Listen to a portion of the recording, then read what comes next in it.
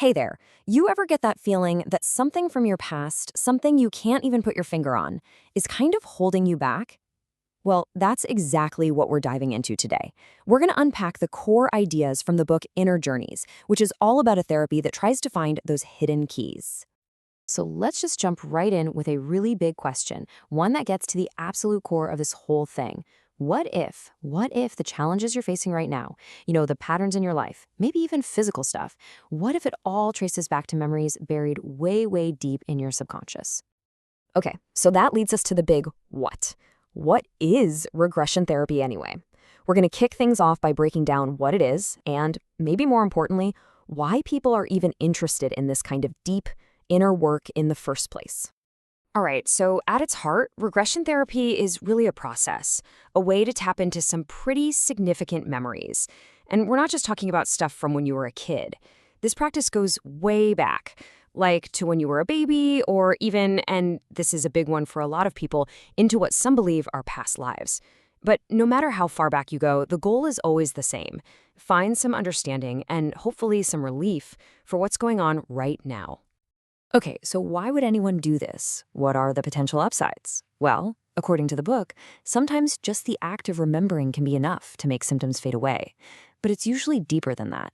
We're talking about finally understanding those weird patterns in your life, finding real healing, and for some people, it's a doorway to a much bigger idea, the possibility that our soul, our consciousness, keeps going after we die.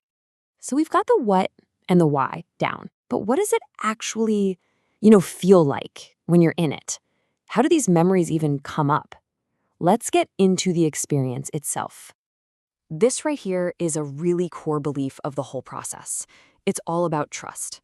The idea is that your own subconscious is in the driver's seat. It's the guide on this journey, and it's not going to show you anything you're not ready for. It knows exactly what you need to see and when in order for healing to happen. And it turns out people tend to experience these memories in two main ways. First, you've got what's called the classical pattern. Think of it like watching a full-length movie of one specific life, from start to finish. Then there's the key moment flow.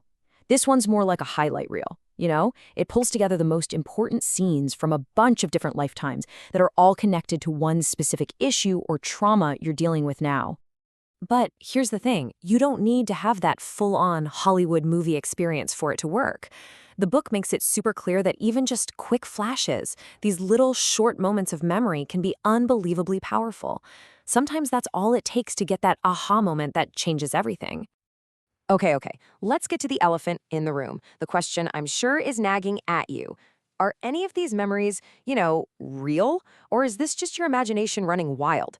Let's be honest, it's a big question, and the book dives right into it. I mean, how can you possibly know for sure? Is it a real memory? Is it just a metaphor your brain cooked up to help you heal? Or is it pure fantasy? What's the difference, and how can you tell? The advice from the author is actually pretty simple. Just relax. Let whatever happens happen, and try not to judge it while it's going on. The point isn't to be a detective in the moment, it's just to experience it. Figuring out if it's real can come later. The real power is in the experience itself. But, people are curious. We want proof. And the book talks about how people have tried to validate these things. Sometimes the proof is personal. The feelings are just so intense you know it's real. Or a physical problem you've had for years just disappears. But then there's the external stuff. People have apparently gone out and found actual records that confirm the details. Some have even found their own graves from a past life. And then there's the really wild stuff, like xenoglossary, where someone starts speaking a language they have absolutely no way of knowing. Crazy, right?